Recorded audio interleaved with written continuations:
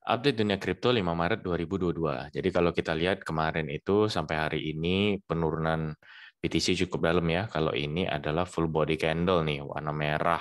Ini time frame 1 harian gitu ya. Nah ini nggak lain nggak bukan karena disebabkan oleh data-data yang keluar kemarin. Nah saya juga ada info di Telegram, ada VIP, ada yang gratis tentunya. VIP biasanya saya lebih detail, lebih cepat juga, lebih update real time gitu ya. Jadi kalau teman-teman misalnya mau gabung itu bisa lihat di link di deskripsi. Nah, data apa yang keluar kemarin itu contohnya seperti non-farm payrolls. Non-farm payrolls ini adalah jumlah perubahan gitu ya, jumlah perubahan orang yang bekerja di luar, kalau non-farm berarti di luar industri atau di luar segi sektor pertanian gitu ya. Nah, itu adalah 678K. Nah, kalau kemarin itu diharapkan, nah ini adalah forecast-nya ya. Berarti dari analis mengharapkan cuma 400K atau turun dari sebelumnya. Tapi ternyata ini Februari loh ya, karena data kan telat sebulan pasti mereka mau lihat dulu, mau analisa. Nah, jadi kalau misalnya ini lebih tinggi dan juga yang lain pun juga private non-farm payroll sebenarnya lebih tinggi dari ekspektasi, manufacturing lebih tinggi dari ekspektasi. Nah, ini artinya apa? Artinya adalah banyak orang yang bekerja tentunya ya di sektor-sektor manapun gitu, ada non-farm, ada manufacturing segala macam. Itu menandakan berarti daya beli masyarakat Amerika itu akan naik. Nah, kalau mereka akan daya belinya akan naik karena mereka mendapatkan gaji segala macam, otomatis itu juga bisa berpotensi meningkatkan inflasi. Dan kembali lagi, kalau inflasi naik, ya the Fed terpaksa harus memperketat kebijakan moneter. Nah, sekarang belum ada keputusan terus kan, jadi memang market ya begini terus, turun naik terus. Karena berasumsi, wah ini naik lagi berarti jelek. Nanti tanggal 10-an ada data CPI lagi, itu benar-benar data inflasi, pasti bergejolak lagi ya. Kalau turun, kalau naik seperti apa ya, itu wajar lah. Karena memang trader trader kripto ya sangat emosional seperti itu. Jadi kalau misalnya kita lihat dari sini, otomatis memang kurang bagus dan banyak juga ketakutan di pasar. Terlebih lagi ada juga yang namanya unemployment rate, berarti rasio pengangguran gitu ya, yang nggak bekerja itu diharapkan 3,9%, jadi turun dari 4%. Ternyata sekarang ini adalah 3,8%. Berarti lebih sedikit daripada analis gitu ya, lebih sedikit dan itu juga tentu lebih bagus untuk ekonomi Amerika. Karena lebih sedikit yang nganggur, berarti gitu kan. Ya, ini sesuai dengan data-data yang lain juga. Nah, semoga jelas ya kemarin itu memang disebabkan oleh data ini. Nah, terus kalau misalnya kita lihat di market wrap, ada data Bitcoin volumes by exchange. Nah, kalau kita lihat ini memang ada spike ya, ada kenaikan, tapi setelah itu turun terus. Nah, jadi memang ini volume ini penting gitu ya untuk kita lihat juga. Kalau misalnya di candle itu sebenarnya sudah mencerminkan, tapi nggak selalu gitu. Jadi kalau misalnya kita mau lebih detail, biasanya ada di um, apa namanya exchange ataupun pakai indikator volume itu kita bisa lihat gitu. Nah kalau misalnya volumenya memang nggak meyakinkan, ini tiba-tiba naik tinggi terus turun sedikit, nah ini juga naik lagi tapi ini udah mulai menurun, itu otomatis memang nggak bagus gitu ya. Jadi paling bagus adalah memang sekitaran kalau misalnya lihat ya ini berarti sudah tinggi gitu ya. Kalau misalnya tinggi dan seperti ini, nah itu mungkin agak beberapa hari bisa rally terus, terutama kalau dominasi turun juga bisa mendukung altcoin lain gitu ya. Cuma kalau sekarang kayaknya posisinya agak sedikit tinggi dominasi BTC, nanti kita lihat deh.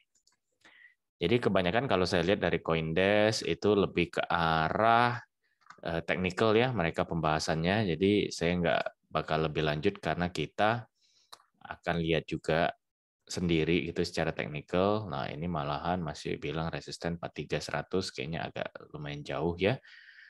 Jadi kita skip aja untuk berita terutama juga weekend nggak begitu banyak berita seperti apa ya. Kalau Fear and Greed Index itu sekarang turun 11 poin, bayangin dari fear ke extreme fear. Jadi memang kurang bagus dan wajar kalau koreksi pasti orang pada takut semua. Itu selalu terjadi. Nah, kalau misalnya sentimen market secara on-chain, itu harusnya lebih mengarah kepada bearish tentunya. Jadi banyak yang network growth-nya itu berkurang gitu ya, large transaction juga agak berkurang. Jadi orang berakumulasi. Nanti kita lihat juga dari segi akumulasi apakah memang benar gitu orang nggak akumulasi lagi. Secara technical short term, kalau dari quantify crypto ini kita bisa melihat bahwa posisi safety score BTC itu 47. Berarti lebih di bawah netral gitu ya. Ini juga dikonfirmasi dengan technical score-nya 35. Nah, semuanya juga di daerah kuning cenderung merah. Kalau kita lihat jangan kita lihat dari 5 minutes ya, kita hitung dari 4 hours misalnya, itu lebih melambangkan atau merepresentasikan data yang cukup bagus. Nah, itu masih di posisi netral. Jadi memang netral ke bearish. Kalau dari data yang tadi kita mau cek, misalnya contoh di open interest dan funding rate ya. Open interest dan funding rate itu seperti apa? Seharusnya memang kalau misalnya kita sudah di dekat-dekat support begini, itu ada kemungkinan bahwa pasti ada pantulan-pantulan kecil gitu ya. Tapi harus hati-hati aja karena memang itu belum konfirmasi candle close-nya seperti apa. Kalau ini kita lihat memang penurunannya open interest, funding rate juga sudah mulai turun, kurang bagus. Nah, dari akumulasi tadi kita lihat harusnya berkurang karena large transaction dari whales itu berkurang. Kita coba lihat ya, dan memang ini menurun ya, betul. Jadi ya, ini juga masih bearish. Kalau kita lihat dari inflows itu agak sedikit naik. Inflows dari whales ya, ini juga kurang baik. Jadi memang data rata-rata lebih ke arah bearish hampir semua. Kalau exchange ya masih flat, itu nggak begitu berpengaruh. Oke, sekarang kita lihat dari trading view. Coba kita lihat dari technical preset dulu, pasti satu hari memang ke arah bearish, 4 jam itu juga, 1 jam sama 15 menit, nah sekarang berada di netral. Jadi seperti saya bilang mungkin ada bounce atau pantulan-pantulan kecil. Nah ini saya pakai yang 1 harian, saya pernah bilang ini dulu analisanya itu adalah potensi double bottom. Tapi ini neckline-nya. Dan memang pas kalau kalian lihat ya, cuma nge-wick doang, terus di resisten ya langsung ditolak. Jadi seakan-akan bagus sekali. Nah ini jadi saya delete ya, berarti itu invalid sejauh ini. Kecuali memang mungkin bisa bounce back, tembus ke sini gitu ya, candle close-nya di harian itu lumayan bagus. Nah sekarang justru kita lihat ada potensi ke arah double top gitu ya, dari sini sama sini gitu. Nah neckline-nya itu sekitaran di sini ya. Nah dari ini perubahan langsung nge-break ke atas, kira-kira di sinilah, mungkin 37 lah ya, kita ambil Fibo-nya aja biar lebih gampang. Sekitar 37. Jadi kalau misalnya dia jebol di sini, ya itu bisa dalam kemungkinan. Ini soalnya potensinya double top ini tadi ya. Kalau misalnya kita lihat di time frame agak lama, itu kemarin di Januari itu posisi pernah 34 ribuan di sini. Jadi kalau misalnya mendekati ke 37 ya kemungkinan memang terus turun. Apalagi di weekend ini sepertinya volume agak berkurang ya. Jadi memang nggak disarankan sih untuk mengambil posisi yang menggunakan dana atau leverage besar. Kalau misalnya kita lihat dari 4 jam, itu juga kelihatan sekali ya, semuanya masih di bawah EMA.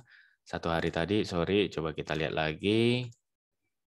Apakah memang di bawah EMA juga? Ya, sama. Terus kalau di 1 jam, sama. Jadi kurang bagus ya memang sejauh ini. Pantulan-pantulan di support ini ya wajar. Cuman tentu kalau strategi hari ini itu potensinya lebih ke arah ke arah short gitu ya, karena semuanya lebih ke arah bearish gitu.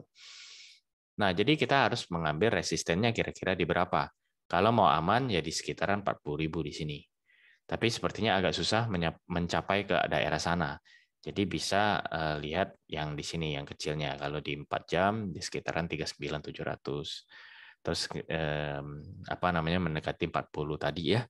Nah, kalau misalnya sudah pantul ke sana, mau mempertimbangkan mengambil short atau bagaimana ya harusnya cukup aman gitu. Kalau kecuali tiba-tiba naik segala macam ya kita harus perhatikan juga TP atau SL-nya di mana gitu ya.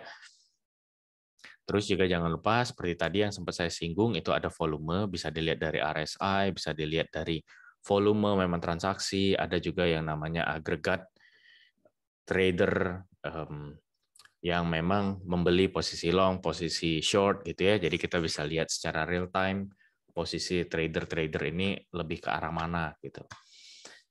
Ya, memang kurang bagus untuk sejauh ini lebih ke arah bearish. Jadi kita harapkan di 37 tadi itu memang ada pantulan ya. Karena kalau enggak itu ya misalnya di sini enggak mantul, ada kemungkinan penurunan cukup dalam. Nah, ini pun terjadi walaupun nge-week kemarin itu ya.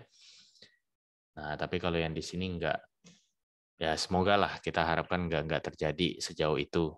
Tapi yang namanya BTC, who knows ya. Jadi semuanya, apalagi kalau yang ngelong itu harus dengan tight stop loss gitu, ketat sekali harus. Jadi kita lebih aman gitu kalau misalnya memang sudah mengarah ke bawah atau koreksi kalau kita posisi long ya. Jadi langsung bisa otomatis kena SL. Ya udah, apa boleh buat daripada dia drop sampai ke bawah lagi yang ngeri gitu ya. Oke, mungkin hari ini segitu dulu. Semoga membantu teman-teman untuk mengambil pertimbangan gitu ya untuk tradingnya mau ke arah mana, mau short, mau long. Kalau long ya berarti harus mendekati di sini mungkin ya. Tapi memang bisa dikatakan aman nggak tahu juga karena menurut saya ini sudah bearish dalam beberapa hari ya agak-agak ngeri-ngeri juga ya. Jadi lebih bagus ya posisi kalau bearish ya kita lebih ke posisi short gitu. Tapi lihat memang di mananya kita mau entry itu yang penting. Oke, semoga membantu. Terima kasih sudah menonton. Dan juga jangan lupa like, subscribe, dan komen, serta share supaya teman-teman lain juga bisa mendapatkan manfaatnya. Terima kasih.